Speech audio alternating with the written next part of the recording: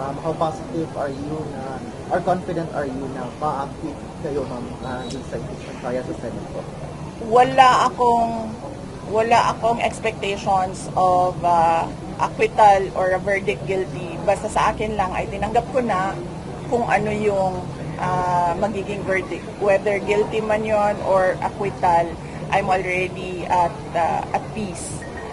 At hindi ko alam kung paano boboto ang mga senators. If at all there will be a trial, I think it is wrong to start counting votes now because they haven't seen evidence yet. They haven't seen what the prosecutors have. They haven't seen what our defense is. So, parang mali siguro na magbilingan ng boto ng walang trial. Pero, ginagawa siya ng publiko. So, basta sa akin, tanggap ko kung anong mangyayari, anong magiging ending noong impeachment. Pero yung preparation po ng mga lawyers natin, kamusta po? Lawyers, okay naman sila. In full throttle na yung kanilang preparations for the impeachment, and of course they would not want a trial as lawyers. Alam naman natin ang galawan ng mga abogado, no? Marami silang mga paraan sa batas as a legal recourse for their clients. But sinabihan ko na rin talaga sila, really, I truly want a trial because I want a bloodbath talaga. Ma'am, we have Kyodo News, a Japan media base. Ken Sasaki, go ahead. Japanese that to the previous survey, Marcos Trump could not secure the predicted age around 80. Why do you think that Marcos Trump has lost his seat in the Senate? And also, did you talk with your father about the results of this election? Yes. We talked yesterday. We talked for a long time, about 41 minutes, about the results of the elections, both local and national. And I updated him about what are the ways forward with regard to the impeachment and with regard to what we are doing with his ICC case. So he is updated very recently, yesterday. And why do I think that the Alianza senators did not perform well? It's because of the president. The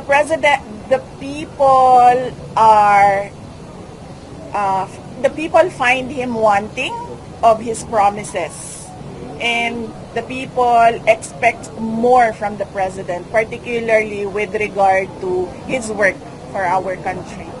So they should not blame anyone else, anything that has happened. It's just the president. Head next. How about the evaluation of the previous president of this election? Is he satisfied or? Oh, well,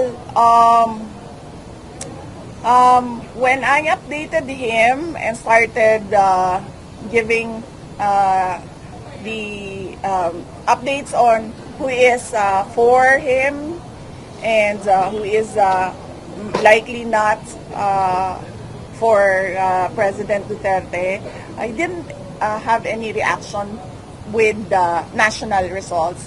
But on the local results, he said tagam. In English, it's deserve it. Don't really deserve. He said tagam. Tagam sila. So, yes, we'll just find the translation. For local and yan? Yes, for local. When I gave him updates for local. Before we continue, Oh, yes, I know. Naanadiritan na ako ang foundation ko. Balhin na siya tanan. Question po, VP, any updates po on how the PRD will take home from the case? Yes, the lawyers, his lawyers are working on how he will swear for his oath. They are working on it, and I don't think they have an answer right now. But I am sure they will give an update in the coming days, right before June 30, noon of June 30. Okay. And also, follow up din sa yung supplemental affidavit na that your camp will be filing on the denying the criminal offenses, grave threats, and inciting to sedition. Yes. Yesterday there was a hearing in DOJ with regard to the NBI complaint on inciting to sedition and grave threats. And the lawyers manifested that they will submit a supplemental, some sort of a supplemental petition or motion in the NBI. I cannot talk about what that supplemental document will be, but I'm sure you will know about it once it is filed in the NBI. Ma'am Rosa. VP, yung assessment niyo po na lahat, almost lahat ng mga big, mga key provinces and cities, Manila, Cebu, and Cagayan, Zamboanga, Laguna, nakuha po lahat ng kandidato po natin, PDP.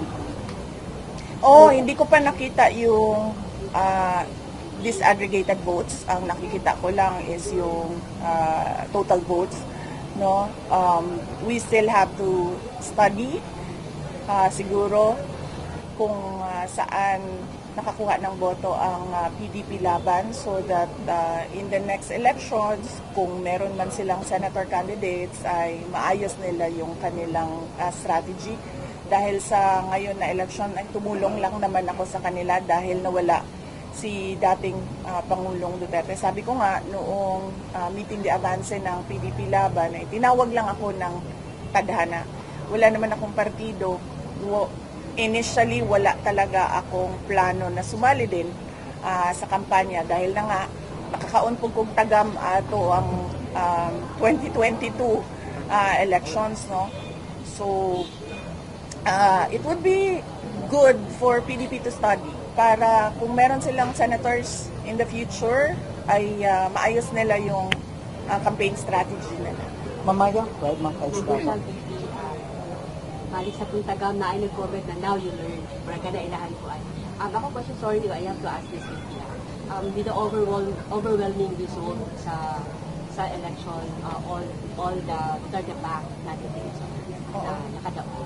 There are now you are the strongest contender for 2028 presidential.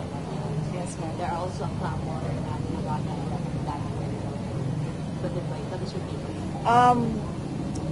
As I said, no, tung 2019, gipangutan ako kung modagan ko og senator, nagsulti ko dili. Tung 2022, gipangutan ako kung modagan ko og president. Sayo ko nagsulti na January of 2021 mosulti ko, and I did. Nisulti ko nga dili ko modagan og president. Ang pagdagan ako og vice president were circumstances that happened after the deadline of the filing of candidacy naman ko siya. And sa 2028, gitagaan ko og deadline sa mga supporters na hantod December of 2026. By December of 2026, kung dili daw ko magdesisyon, they will look for other candidates for president in 2028. So, napakoy more than a year. I have more than a year to really sit down and list down the pros and cons, as I did at 2021 with regard to running for president.